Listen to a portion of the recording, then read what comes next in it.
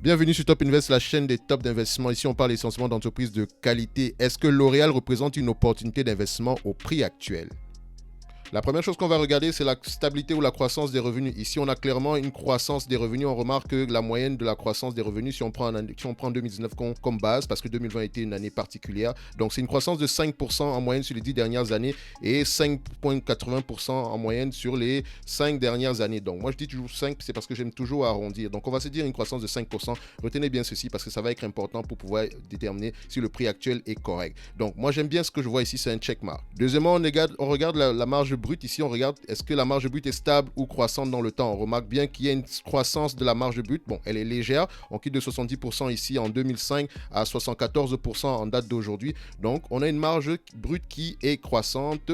Donc, on aime ça. C'est un checkmark. Ensuite, on va regarder la marge EBITDA. Donc, la marge EBITDA ici, qu'est-ce qu'on remarque? On remarque que la marge EBITDA également est croissante. Ça veut dire que l'augmentation de la marge brute est bénéfique pour les marges EBITDA ici. Donc, en général, pour la rentabilité de l'entreprise. Donc, on aime ce qu'on voit ici. C'est un checkmark. Ensuite, on regarde ici l'état de la dette, donc la stabilité ou la stabilité du bilan. Donc, on constate ici que moi, je recherche toujours une dette nette sur EBITDA inférieure ou égale à 5. Ici, on remarque clairement que c'est une entreprise qui n'a presque pas de dette. Donc, on aime ce qu'on voit ici. C'est un checkmark. Maintenant, on va regarder l'évaluation de l'entreprise. Combien vaut L'Oréal en date d'aujourd'hui? L'entreprise cote à 364 € l'action. Donc, comme d'habitude, j'utilise le ratio valeur d'entreprise sur EBITDA. Donc, c'est juste pour aller plus rapidement. Donc, ici, on remarque que la moyenne est de 16,02. Je vous ai toujours dit de garder en tête la base 10, mais il y a certaines entreprises extraordinaires comme L'Oréal qui s'échangent généralement à des ratios très élevés. Donc, moi, je dirais généralement, ça va, on va passer l'éponge cette fois-ci sur L'Oréal. Elle mérite clairement ce 16-là,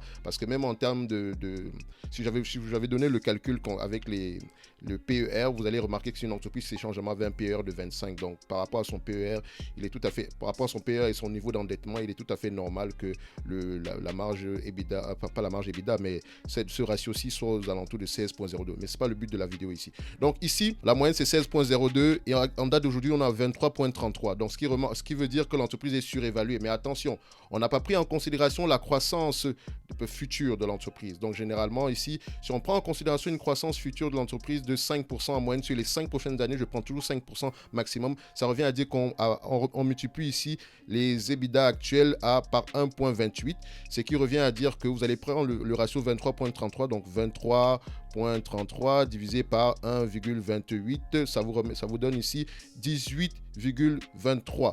Donc 18,23, on va se dire que si on compare par rapport à la moyenne, donc l'entreprise reste toujours surévaluée. Donc si on fait le ratio de on fait le ratio 16,02 ici divisé par 18,23, ça nous donne ici un prix aux alentours de 320 € l'action. Donc je répète juste le calcul que j'ai fait. J'ai pris 16,02, j'ai divisé par le 18,23. Ça me donne un ratio ici de 0,88 que je multiplie par le prix actuel qui est de 364 € l'action. Donc ça me donne ici 320 € l'action. Donc mon prix en date d'aujourd'hui, c'est 320 € l'action par rapport pour L'Oréal. Donc on ne dira pas qu'elle est surévaluée parce que ça représente 13% de différence. On va juste dire que le prix actuel est voilà, c'est à la limite. On va dire que c'est correct, ça va, d'accord? Ça prend déjà en considération une croissance future implicite dans le prix actuel. Donc, vu que nous, on est des investisseurs et qu'on veut toujours payer un prix inférieur à la valeur de l'entreprise pour pouvoir bénéficier du différentiel de valeur ainsi que du marge de sécurité. Moi, personnellement, c'est mon prix. Je dis bien, c'est mon prix à moi. Personnellement, je regarde l'entreprise, c'est une entreprise qui va m'intéresser aux alentours des 200 €, 160 €, donc de préférence à 160 €, mais à partir de 200 € à marge et dette constante, je vais commencer à m'intéresser à cette entreprise aussi. Mais ça, c'est mon prix à moi. Quelqu'un d'autre voudrait bien payer uniquement la valeur de l'entreprise nette sans toutefois surpayer par rapport à la croissance. Donc, je pourrais dire que 320 €, c'est le prix idéal, mais sinon 364 €, c'est pas mal non plus. Donc, si vous voulez acheter l'entreprise en date d'aujourd'hui, moi, je dirais, il n'y a rien d'extraordinaire là présentement.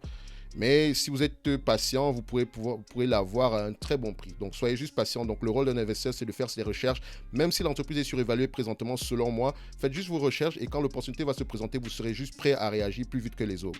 Donc, ici, en date d'aujourd'hui, si vous possédez du L'Oréal, ça vaut pas là. Moi, je dirais, si vous l'avez acheté avant les 320 €, donc, disons, aux alentours de 2020, gardez-le. L'action actuellement n'est pas surévaluée, donc peut-être que vous pouvez réduire. Mais sinon, conservez l'action. Donc, au prix actuel, c'est tout simplement correct. Donc, c'est c'est un checkmark. Donc on va se dire ici que pour aujourd'hui, L'Oréal, idéalement, c'est 320 €. Donc, pour moi, mon prix ici, j'aimerais bien l'acheter à 200 €. Mais sinon, au prix actuel, 304 €, vous ne surpayez pas non plus. Donc, ça prend déjà en considération une croissance implicite. Donc, c'est ce que je pourrais dire ici aujourd'hui pour L'Oréal. Donc, c'est une analyse vite fait comme ça. C'est uniquement une analyse quantitative. Il faut lire les rapports financiers, s'il vous plaît. Il ne faut juste pas se limiter aux chiffres. Donc, on se donne rendez-vous à la prochaine vidéo. Merci.